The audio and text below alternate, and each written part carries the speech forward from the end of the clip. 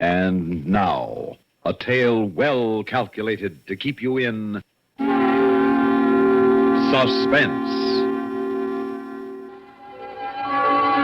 Perhaps I'm a coward. I don't know. In the years that have passed, I've never told this story to anyone. I've tried to justify my silence by assuring myself that no one would believe me. But sometimes I feel the guilt. Sometimes I feel it so strongly that I could run out into the street, stop the first man I see, and tell him everything about the White House with the yellow shutters and the small brown chimneys. But then I think, why frighten him? Better that he go on believing that life is real. Life is earnest. And the grave is not its goal. The Second Door, starring and written especially for Suspense by Robert Reddick. Some time ago, I made arrangements to rent a completely isolated house in the northwestern part of the country. The last leg of the journey there was made in an old station wagon. It was very late at night when we arrived, and I instructed the man who drove it to let me off at the entrance to the long driveway, as I wanted to walk up to the house alone. With a heavy suitcase in each hand, I started up the long, gentle slope toward the house. At a point, perhaps 30 or 40 yards on, the road turned sharply to the left, and up ahead it seemed there must have been a patch where the foliage of the overhanging trees grew less thickly together. For amid the utter darkness, a thin, eerie beam of light filtered down, and in it there appeared to be some sort of a shape. I had the impression that what I saw up ahead in this driveway in the middle of nowhere was a woman in a bright red dress, seated imperturbably in a chair. And suddenly, after I'd taken but a few steps further, this thing that I had been watching moved, definitely, clearly.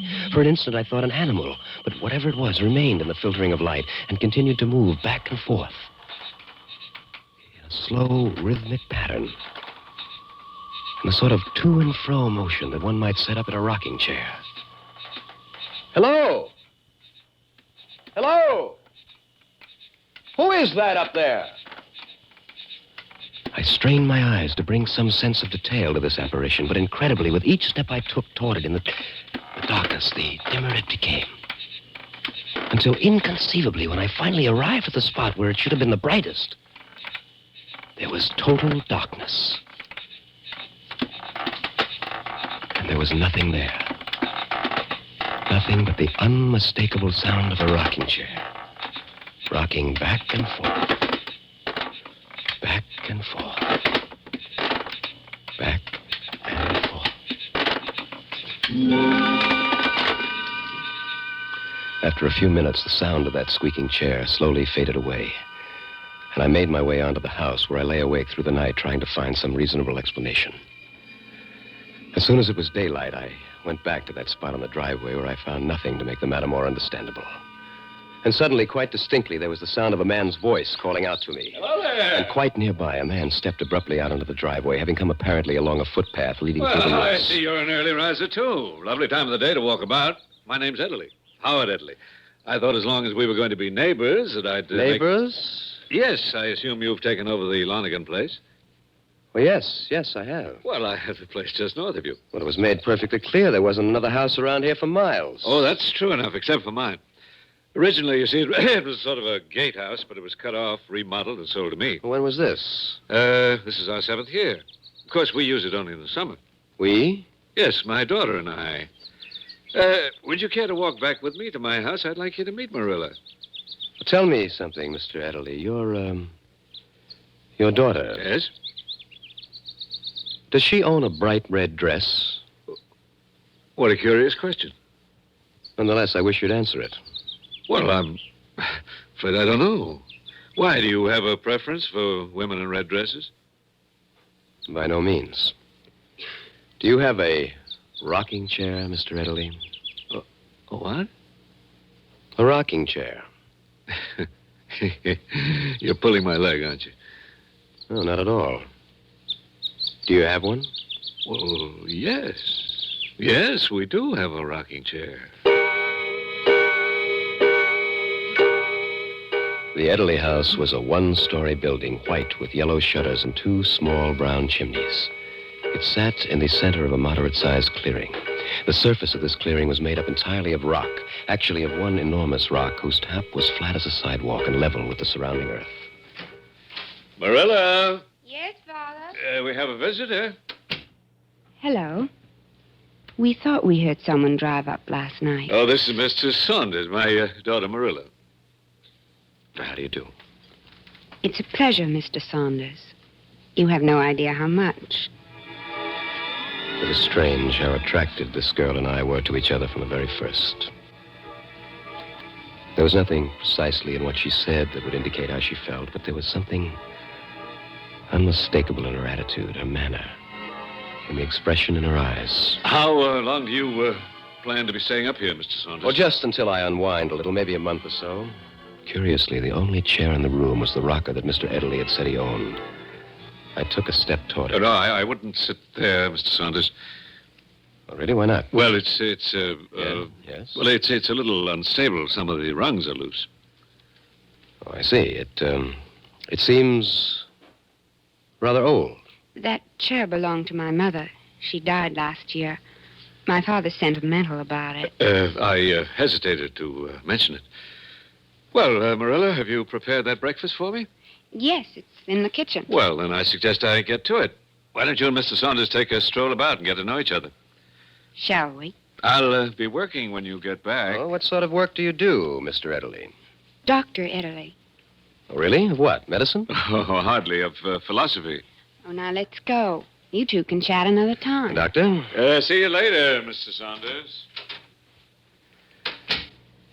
Don't you think you'll be a little chilly? Do you think so? Well, I'll get a jacket. Through the window, I could see her open the closet. And there, hanging in plain sight, was a bright red dress. I said nothing to her about it, hoping that in some way she'd get around to mentioning it, or at least let something drop that would help explain what I'd seen in the driveway. But she didn't.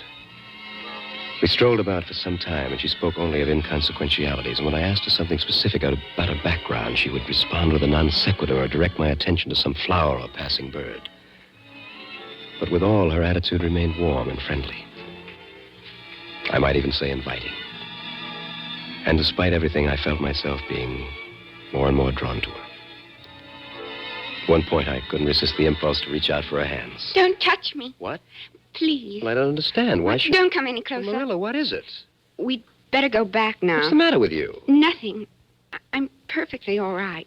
Well, I tried to take hold of your hand. You backed away from me as if I were a serpent. Why? Please. Well, why did you do that? You looked absolutely terrified. I can't explain. Can't explain? Why can't you I explain? mean, I don't know why I did What, that. are you afraid of me? No. Well, then give me your hand. Why won't you give Leave me me your hand? alone, will you? Please, just leave me alone. She suddenly turned and started to run down the path, and at that exact moment, from a distance, we heard a voice calling out, screaming out, rather, as if in anguish. The path branched off just ahead, and I ran quickly in the direction of the scream. It was only a short distance to the point where the path came out of the woods, and I found myself on the cleared land that surrounded the Lonigan house. And there was no one there. Like the previous night when I'd heard the sound of the rocking chair coming out of nowhere, there was now only this agonizing scream for help. Again and again.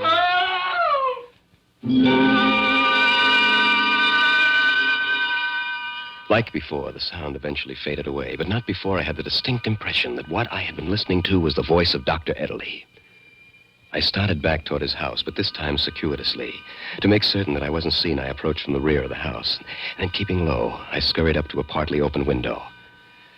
Marilla and Dr. Edley were inside. It was your suggestion that I walk with him in the woods. If you How hadn't... could I know that you were going to behave like an infatuated adolescent?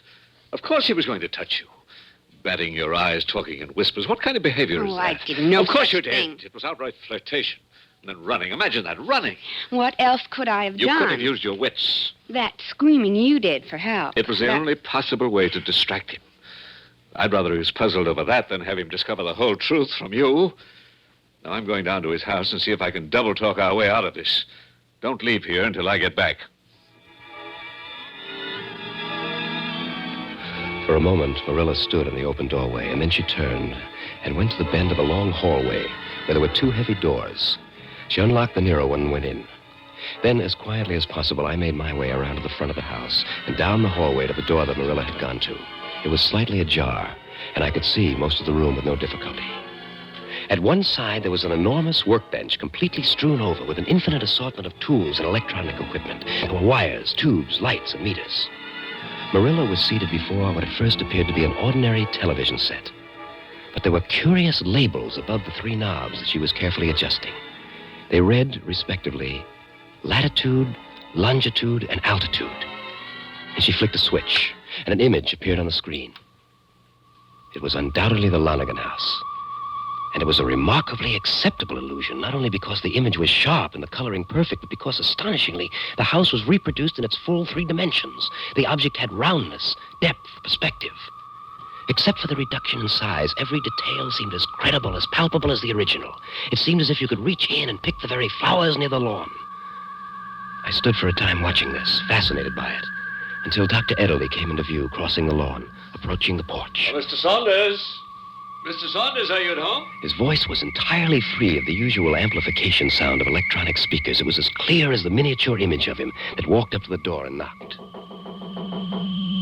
And getting no answer, he went back toward the woods. At this point, Marilla must have heard me move slightly, for she suddenly turned, and in one motion she clicked off the set and came to her feet. Frank, That device, did he invent that? You mustn't stay here. He's coming right back. Well, there doesn't even seem to be an electronic speaker in that thing. Are there cameras, microphones, or does he merely twist those knobs? Oh, if he finds out that you've seen Well, it... why is he keeping this a secret? It's not perfected. Is that true? Yes. Marilla, listen to me. You seem to be frightened by something that's going on around here. I know that I am, and I want to know what it is. Now, I also want to help you. There isn't much I can do if you won't tell me the truth. Now, what's in that other locked room? What? In the room next to this. My father works in there. Well, I'm sure he does, but at what? What does he work at in there? I can't tell you that. Why not? Because it's really his affair. But you do know what it is. Yes. You're going to unlock that door, Marilla. And you are going to unlock it now. Oh, please. Well, go on, Marilla. Why don't you oblige the gentleman? When a man is as curious about something as all that, I don't think he should be kept in frustration. Marilla, give me the key. Father, what are you Give it to doing? me. Now, Mr. Saunders, if you'll just step this way. We walked to the second door where Dr. Ederle inserted the key in the lock and opened it. I looked into a very small room, the floor, walls, and ceiling of which were made entirely of frosted glass. And there was nothing else. It was empty.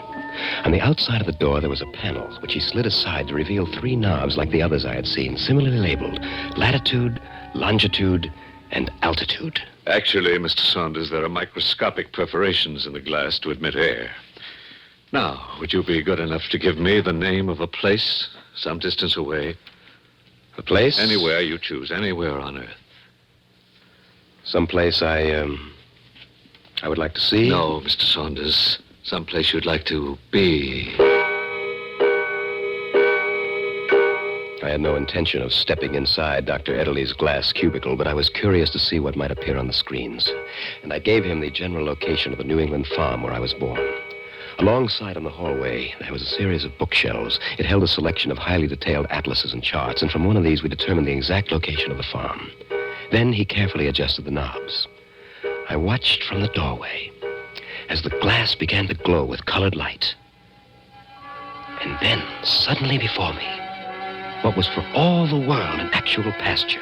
Trees and sky, flowers and grass, and in the distance a barn with a silo leaning like the Tower of Pisa. That barn, I played there when I was a child. Involuntarily, I must have taken a step toward it, for I heard Marilla's voice. Don't go in there. Be quiet. I turned around and I saw that Dr. Ederle had a gun in his hand. Stay where you are. Enjoy yourself. Play in the barn again, Mr. Saunders. And now I was completely engulfed in this farmland scene. It was astonishing. It was as if I were a very part of it. If I had somehow awakened here, never having seen those blank glass walls, I would have completely believed that I was standing in this open countryside. Where'd you come from, mister? I turned. I saw a farmer standing what seemed to be about 10 yards away.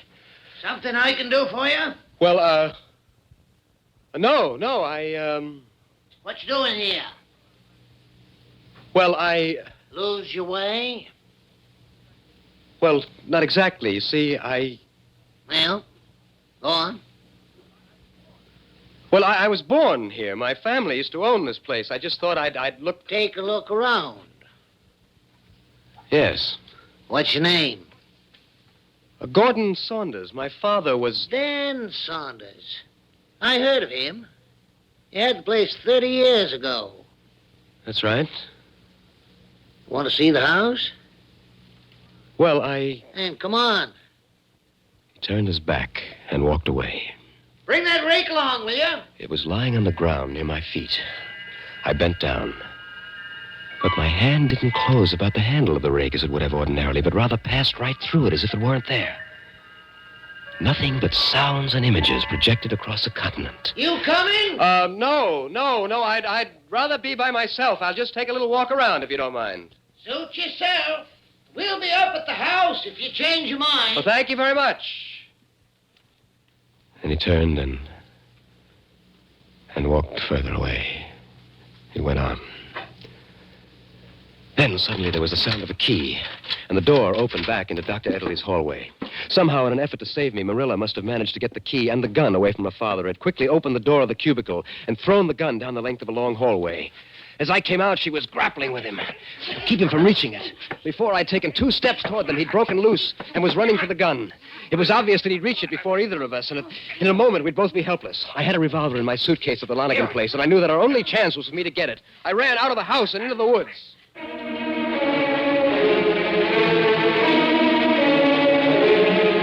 I got the gun and rushed back with it toward their house. I stopped just short of the clearing.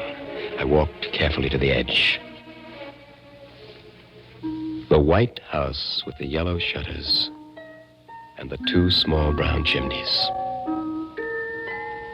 was no more. It had vanished completely. Not a trace of it. I walked out into the clearing, bewildered, shocked, hardly able to accept the evidence of my senses. How do you know, Mr. Saunders, that all of life is not an illusion? I didn't even bother to turn or look about, for I knew I'd see nothing. Can you hear me, Marilla? Yes, I can hear you. I can see you. Are you all right? She's perfectly all right. The house was never really here, was it? I'm afraid not. Nor were you. That walk we took in the woods, Marilla? Like your visit with the farmer. And it was you in the red dress? Yes. I'm sorry. I was doing some experiments. There was a short circuit, and the image appeared in the driveway. And when I tried to touch your hand, Marilla, in the woods... She moved away. We were careful that you never actually touched anything connected with us. Ourselves, the rocking chair, even the doors of the house were held or left open for you. The floor? What you felt under your feet was the same flat rock you're standing on now. What you saw was the illusion of floorboards. No, nothing to touch. As yet. As yet? We have 5 senses, haven't we, Mr. Saunders? You were quite beguiled by the use of only 2. Well, I expect to have no particular difficulties with odors and tastes. But the sense of touch... You'd be interested to know that I've begun my experiments with the sense of touch, Mr. Saunders, and with very encouraging results. I'd considered conducting another experiment now, with you as the subject. With you, and with a bullet for my gun. Oh? But Marilla has pleaded your case. She's convinced me that you're too sensible to tell anyone about all this, that no one would believe you. I don't imagine they would. She's also promised never to try to get in touch with you. And, of course, I have a way of keeping an eye on you, don't I? That house actually does exist somewhere, doesn't it? Yes, but you won't try to find it, will you, Mr. Saunders? And, of course, your name isn't Ederly. I should think not. You know, I've thought of an interesting experiment we might conduct in the place of the one with the bullet. Marilla, I thought that since you've become so fond of our friend that you might want to say your last goodbye with the proper finality, that you might want to say it with a kiss. For a moment or two, there was silence. And then I heard Marilla's voice. very close, almost in a whisper. I've never heard your first name. Would you tell it to me now? It's Gordon. Goodbye, Gordon. And then I felt Marilla's lips on mine. Gently. A tender pressure that lingered on my lips for a moment. And then was gone. And now, Mr. Saunders, now that I have given you your life, would you tell me in return if you felt Marilla's kiss? Yes, I did. Clearly, unmistakably. It was in every sense the kiss of a lovely woman. Except... Yes. Except what? that it was cold, Doctor. Cold as death.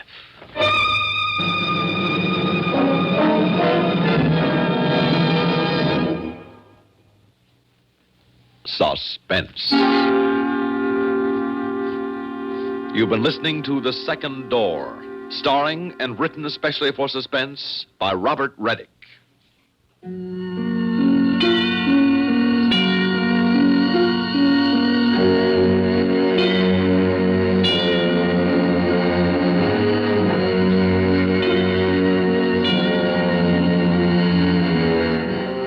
Suspense is produced and directed by Bruno Zerato, Jr. Music supervision by Ethel Huber. Sound patterns by Walter Otto. Heard in tonight's story were Barbara Cassar as Marilla, Paul McGrath as Dr. Ederle, and Bob Dryden as the farmer. This is Stuart Metz speaking. Listen again next week when we return with Hide and Seek, written by Bob Corcoran, another tale well calculated to keep you in suspense. Now, from Suspense and from CBS radio network stations everywhere, anniversary greetings to radio station KSL, Salt Lake City, marking its 40th year of operation today. To 50,000-watt KSL, affiliated with CBS radio since 1932, many more years of success. This is the CBS Radio Network.